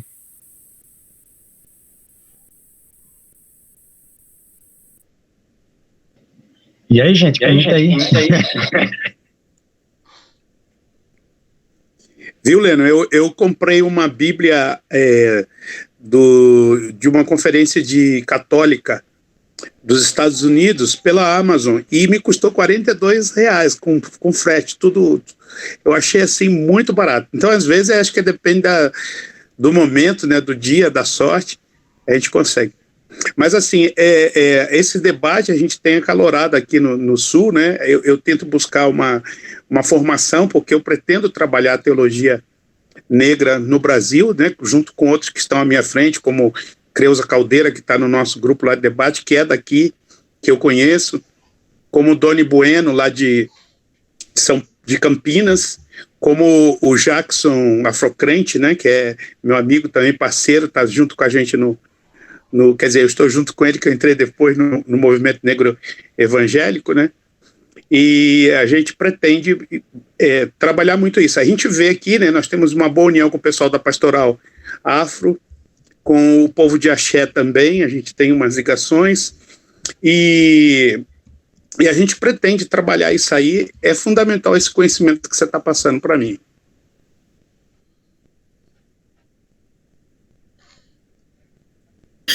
Muito bom. Massa. Inclusive, você falou uma coisa bem interessante, né? Porque algo que não tem na teologia negra dos Estados Unidos e que tem aqui no Brasil, que é o diálogo com as religiões de matriz africana, né? E é urgente, eu acho que, quer dizer, eu não sou teólogo, né? Eu estou falando aqui de outro lugar, né?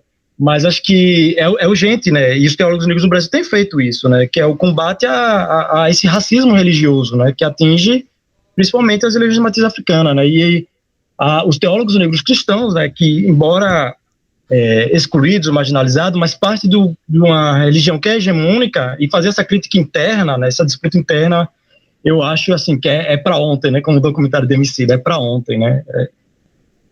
Valeu mesmo, Gilson.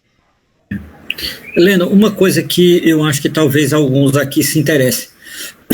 Eu acho que tu já falou em algum lugar, mas eu acho que é um tema que está ligado ao que você vem fazendo, que é porque, no caso dos Estados Unidos, a teologia negra ela tem uma hegemonia protestante, e no caso do Brasil, inicialmente, ela tem uma presença mais católica do que protestante. E, atualmente, isso que Gilson narrou aí é muito tardio, né? É coisa muito recente. Então, assim, acho que tu estudou um pouco isso, né? Esse ethos dos Estados Unidos e esse ethos no Brasil, né? Católico e tal. Se puder comentar? Sim, né? Pela não só formações históricas, mas os processos históricos que vão se dando, né, com o tempo, né? E os Estados Unidos, por serem colonizados, né, por cristãos, puritanos, né, a imposição, né, do dogma cristão lá vai ser por vias protestantes, né? E sim, vai ter católicos, mas não vão ser hegemônicos, né? Então, por isso que a teologia negra ela surge principalmente entre protestantes, né? E como ainda mais, né? Não só catolicismo, se a gente for pensar em religiões de matriz africana, né? Tradições religiosas iorubás, né? Nos Estados Unidos, aí é que é mais raro ainda, né? Inclusive até eu estava lendo Lélia Gonzalez, né? Para a disciplina da manhã, e ela chega a falar nisso também no texto, né? Os puritanos, assim, eram tão puritanos que cortavam as mãos, né? Se ouvisse alguém tocando um atabaque, né? Então, aqui no Brasil, o candomblé, ele conseguiu resistir mais, né? Quer dizer, se formar e resistir. Agora, aqui no Brasil, né, se forma principalmente entre católicos, embora houvesse já protestantes desde os anos 80, mas é hegemonicamente católico, também pela questão da formação histórica, né, de colonização de um reino português, né, de um projeto, na verdade, autoritário legitimado pelo catolicismo, né, então surge a partir daí. Agora, quando a gente faz essa pergunta, por que hoje a gente se vê pouco o debate da teologia negra entre católicos e se vê muito entre protestantes? É porque hoje, nesse momento, né, os protestantes estão avançando, assim, então é a denominação que mais cresce no Brasil, né? Então não é à toa, tá surgindo desse meio, cresce e no seu interior vai ter de tudo, né? Vai ter os que apontam a arminha com a mão e vão ter os que estão fazendo a crítica ao racismo também, ao capitalismo e tudo mais. Então é um dado interessante, né? Se diz, né, a perspectiva é que até 2050 os protestantes sejam maioria no Brasil. Ao mesmo tempo, outro dado interessante é que já hoje, né, a maioria dos protestantes no Brasil são negros e mulheres, são mulheres negras, né? Então não é à toa que a denominação onde a teologia negra é mais forte hoje no Brasil seja entre os protestantes, né? Então é tudo a partir de um dado histórico mesmo, né, de processos históricos.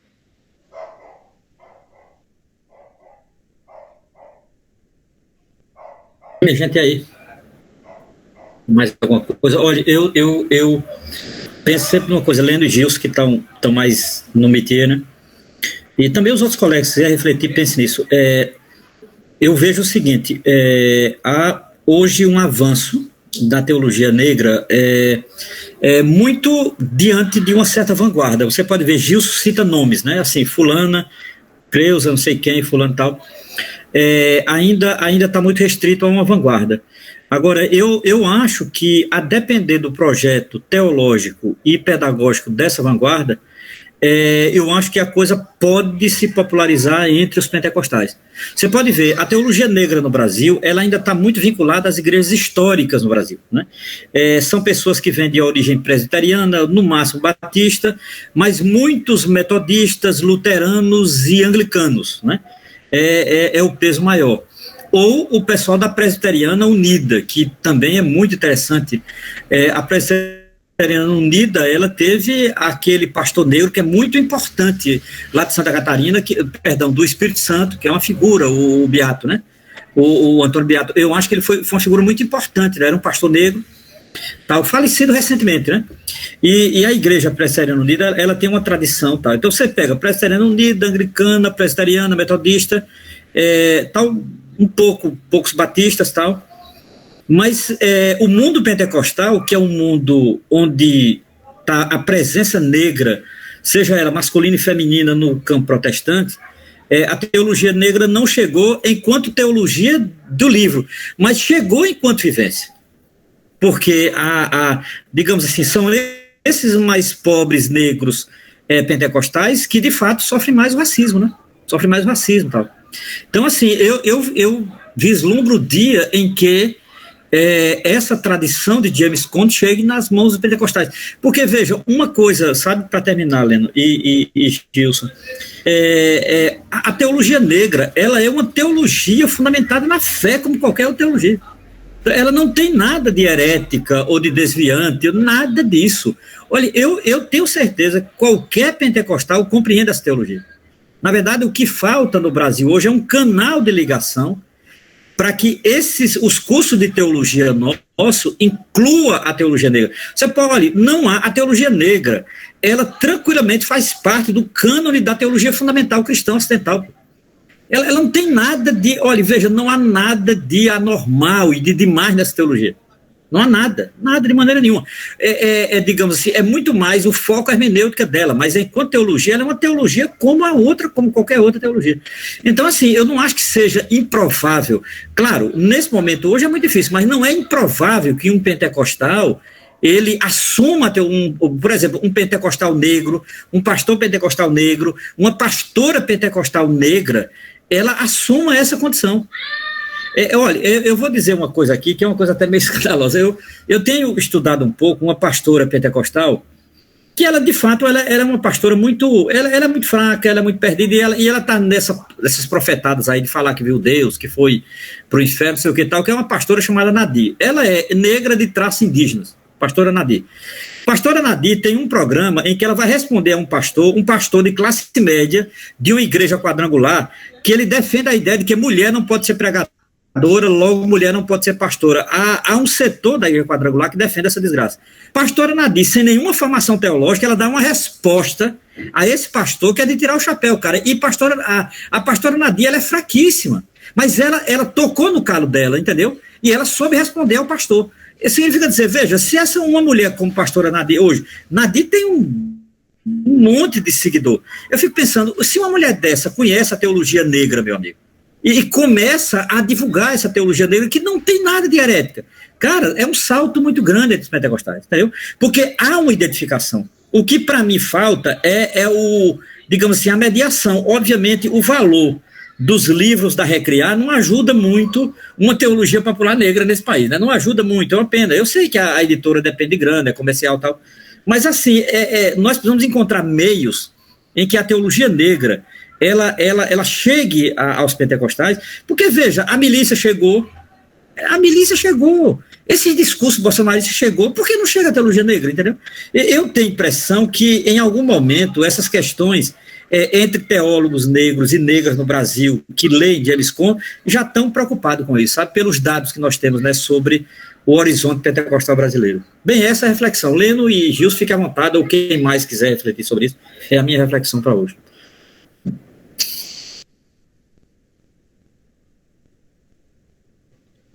Não, eu concordo, assim, inclusive acho que uma teologia negra pentecostal é um desafio, uma necessidade, né, a religião mais negra do Brasil é a pentecostal, né? E aí tem duas coisas, né? Uma é isso mesmo que você falou, assim, né?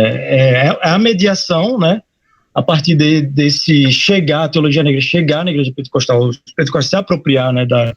Não se apropriar só, mas formular a partir do pentecostalismo uma teologia negra, né? E o outro lado é assim também, intelectuais não pentecostais, de outras denominações, até não cristãos também, quando se for fazer a crítica ao pentecostal, utilizar a dialética, né? Porque tem pessoas que usam a dialética só quando quer, né? E assim, de um tempo para cá, a palavra pentecostal virou um palavrão no Brasil, né? O pentecostais virou um bode expiatório de tudo que acontece de ruim aqui, né? Sem fazer uma leitura da multidimensionalidade do que é o pentecostal no Brasil, né? E eu acho que isso é necessário também, né? Eu não estou romantizando o pentecostal, mas sendo que o pentecostal, falar em pentecostal talvez não caiba em simplificações, né? Como se ouve por aí. É isso.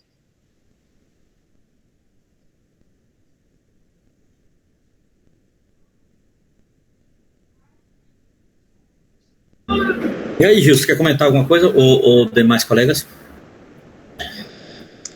Uma das coisas que nos ajuda, mas ainda também é pouco fraca, porque é um pouco, talvez, elitizada, é a teologia da missão integral, que seria uma versão mais evangelical da teologia de libertação católica.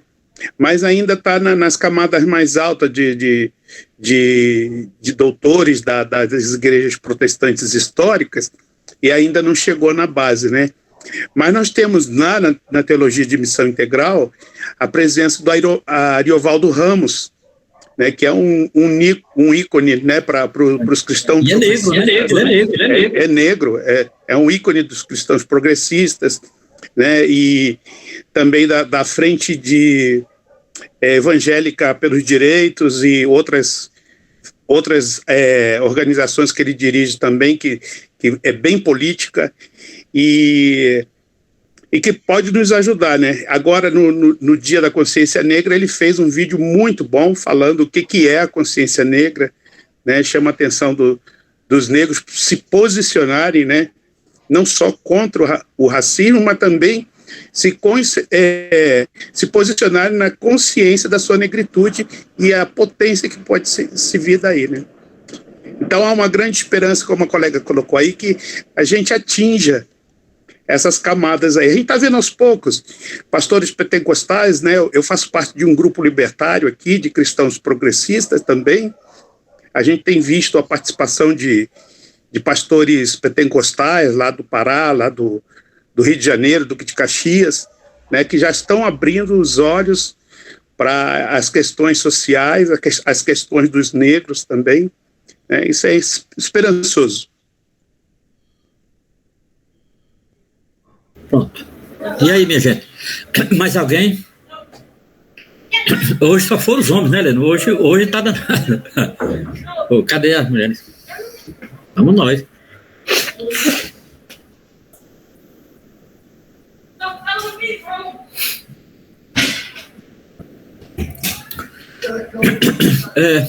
Fernanda falou aí alguma coisa. Fernanda, você escreveu alguma coisa aqui, né? Sim, professor, mas foi apenas um comentário, né, de que o senhor trouxe essa ideia da identificação, enfim, ver a teologia negra, ver uma religião negra se espalhar pelo Brasil seria realmente de uma grande esperança, porque eu confesso que eu tenho medo até dessa identificação não acontecer, mas enfim, eu conheço pouco do tema, né, vou conhecer agora a partir do grupo, mas eu tenho receio da identificação sequer acontecer, confesso, mas seria algo de grande esperança, né, que a gente conseguisse fazer aqui o que os negros americanos fizeram lá, de certa forma eles se apropriaram desse cristianismo, né, então... Sim. Seria interessante ver a gente se apropriar ou se reapropriar, não conheço o suficiente, alguns dizem que o cristianismo, na verdade, né, a história bíblica parte da África, não conheço para falar, mas se apropriar ou se reapropriar desse conteúdo. Perfeito.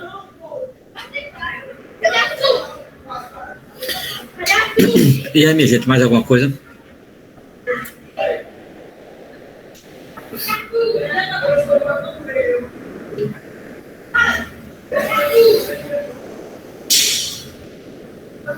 Eu tenho uma desconfiança que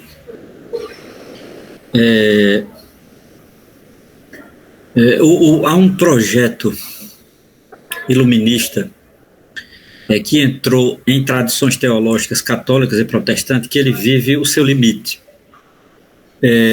O que é que eu digo com isso? Eu diria que o caminho de uma teologia negra no Brasil é muito mais pela educação popular do que propriamente por um projeto iluminista. Porque eu vejo assim, olha, veja, o povo brasileiro é um povo muito espírita, entre aspas. É um povo que acredita muito em espírito. É uma coisa muito forte isso na tradição brasileira. Acredita muito em espírito. É um povo muito espiritualizado, mesmo independente de, muitas vezes, de classe social, formação. Agora, entre os pobres é muito forte isso. Por quê? Porque é uma coisa que, às vezes, a universidade não compreende. De um modo geral, as esquerdas compreendem menos ainda. A esquerda consegue ser pior do que a universidade nesse campo. Que é entender o seguinte, que a prática religiosa ela está muito vinculada a um projeto de esperança nas pessoas.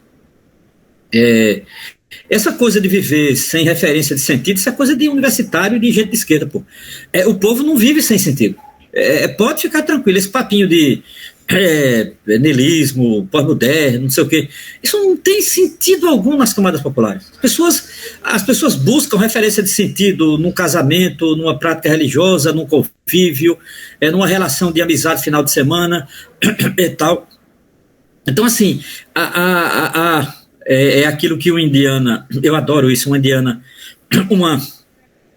uma pensadora indiana chamada de o Deus das Pequenas Coisas, né? Eu agora me lembro o nome dela, mas eu li, isso é uma indiana, da Índia, né, Nova Delhi. Ela tem um livro chamado O Deus das Pequenas Coisas, e ela faz uma análise muito das práticas religiosas indianas, e ela diz, olha, há essa tradição teológica antiquíssima, né, da tradição hindu, e é o Deus das pequenas coisas que o povo vive.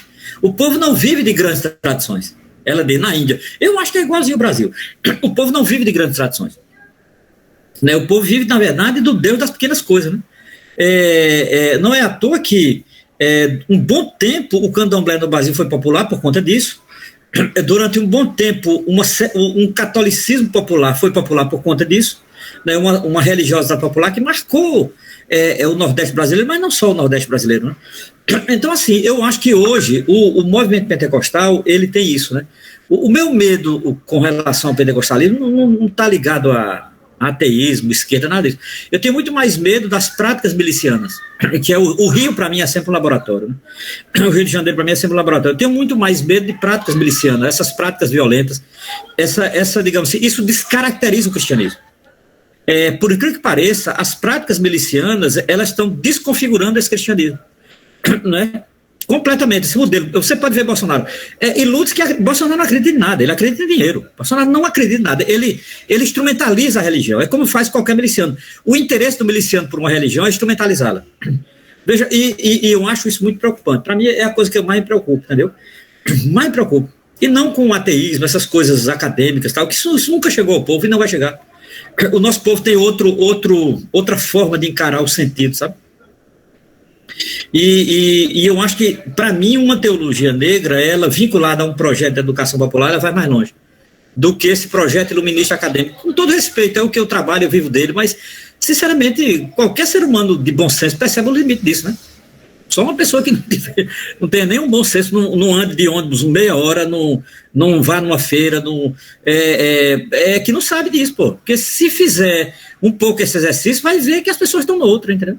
Então, doutor, era sempre aquele velho desafio quando eu morava no Recife, que era assim, como é que a pessoa consegue viver com salário mínimo? Aí um amigo me dizia, como é que tu consegue fazer essa pergunta, pô? Porque é muito estranho isso, essa pergunta é de gente que de fato não conhece o povo, porque assim, o pior não é fazer essa pergunta, é como é que tu consegue fazer essa pergunta. Porque assim, as pessoas estão vivendo, sim, né? E há um referencial de sentido, e que para mim sempre passou pela religiosidade. Isso marcou muito a minha formação e tal, e eu sempre vi uma teologia negra muito sensível a isso, porque ela nasce nos Estados Unidos desse chão, né? Desses guetos completamente marginalizados e oprimidos, que o cristianismo deu identidade. Então, assim, eles encontraram no cristianismo uma identidade. Por isso que, obviamente, é tão forte, né, lá tal. Ruth, querida, pode falar. Ruth levantou a mão aí. Boa noite a todos e a todas. Eu não li, né, nada ainda, já comprei os livros, mas eu queria destacar uma coisa, né, que é essa questão da libertação e a relação com a educação, né? O sociólogo Darcy Ribeiro, ele fala da importância do protestantismo na alfabetização, né? E claro que a alfabetização é um meio de libertação, né? Leno, eu queria até perguntar, Leno, se aí, nesses estudos aí, desse autor que queremos estudar, se tem alguma relação com relação a isso. E eu sou de igreja evangélica, né?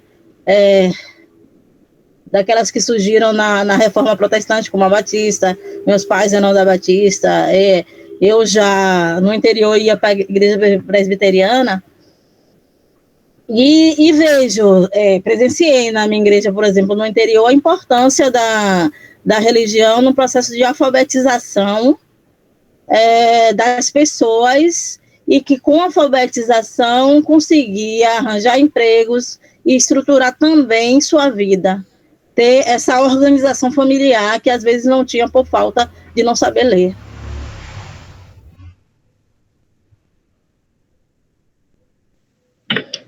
Valeu, Ruth.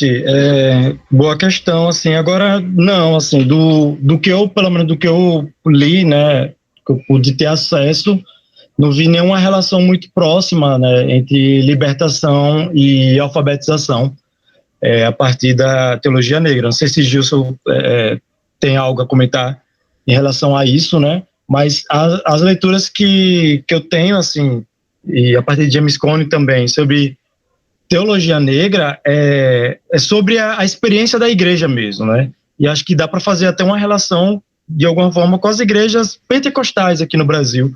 Porque James Cone falava o seguinte: olha só, aquela mulher que de segunda a sábado era empregada doméstica, aquele homem que de segunda a sábado era motorista, ou era segurança, ou era pedreiro, qualquer coisa assim, aquela mulher que era cozinheira, no domingo, dentro da igreja, eles assumiam uma identidade que era impossível no seu cotidiano normal de uma sociedade racista.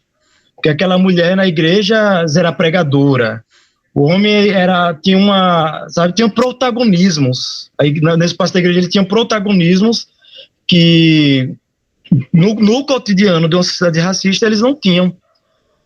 E agora, sobre o papel da alfabetização, realmente eu não pude perceber nada até aqui. Não sei se Gilson Leno, eu não li nada, mas eu tenho uma referência. O James Cone era da igreja AME, né? A igreja maior denominação negra independente dos Estados Unidos, que foi gerada a partir de processo de racismo, né? Dentro da igreja metodista. E um dos fortes dessa igreja até hoje é a produção de educação. Eles têm muitas faculdades e agora viraram universidades e escolas que trabalham a questão não só simples educação, mas educação política, né? Vale lembrar que Rosa Parks era dessa igreja, né? Eles são muito politizados, então eles têm esse histórico de uma educação libertária. Não sei o nível, não sei avaliar, né? O quanto, considerando em Paulo Freire, eu não sei avaliar, mas eles têm essa tradição de educação muito forte nessa igreja do Cone aí.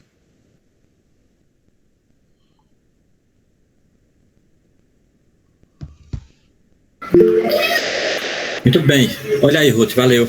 Valeu demais, Ruth. Olha, 7h15. E aí, se não tiver mais alguma coisa, veja, a ideia na próxima quarta-feira, nós trabalharmos com propriamente a teologia negra. Veja, essa edição brasileira aqui, ela traz, logo de cara, uma apresentação e 5 prefácios. Né? Uma apresentação de Raz André e 5 prefácios. Um prefácio de Ronilson Pacheco, um prefácio de Peter Paris, um prefácio de Paulo Freire, 2 prefácios de James Cone. Então, a ideia era, na próxima quarta, nós lermos, são prefácios geralmente curtos, 2 páginas, 3 páginas e tal, mas a ideia era fecharmos todos os prefácios na quarta-feira. Começarmos o nosso primeiro encontro com o livro do Cone, com todos os prefácios e tal. Aí eu não sei como é que está, porque nós não encontramos esse livro em PDF, não é assim? Não sei se o Wilder está aqui. Eu acho que nós não encontramos em PDF esse livro, né? E aí eu não sei. O Wilder está por aqui? O Wilder tinha entrado antes, eu não sei se ele ainda está aqui. Então, aí a ideia seria, na próxima quarta-feira, a gente trabalhar com os prefácios inicialmente e depois eu vou combinar com o Wilder como colocar em PDF, porque aquelas pessoas que não tiverem condição de comprar, tem possibilidade do PDF, como a gente fez com o livro do Michel Louvi, para o outro grupo que eu estou coordenando, né, com outros colegas. Tal. Tranquilo? Alguma dúvida? Tranquilo. Então a gente vai se acertando pelo grupo, né? Vamos se acertando pelo grupo, né? A ideia seria lermos esse conjunto de prefácios aqui, não é? E a gente, na quarta-feira, fazer. Porque os prefácios eles dão uma série de dicas e são leituras a partir de posições e de pessoas negras, com exceção de Paulo Freire. Então, assim, eu acho que é interessante nesse sentido, sabe? Começar com os prefácios, que são prefácios, alguns novos, né? Porque juntaram aqui, né? Esse prefácio de Paulo Freire, na verdade, foi para a edição argentina, não foi nem para a edição brasileira. Que está esse livro aqui, coincidentemente eu estou com ele aqui, que a gente vai ter uma atividade daqui a pouco sobre Paulo Freire. A primeira vez que ele publicou foi nesse livro aqui de 75, o prefácio. É o último texto, né? Sobre a obra na verdade, em espanhol. Na Argentina foi publicado com o nome Teologia Negra da Libertação. A edição argentina, que é a primeira edição latino-americana, antes da brasileira. Ela é de 74 na Argentina.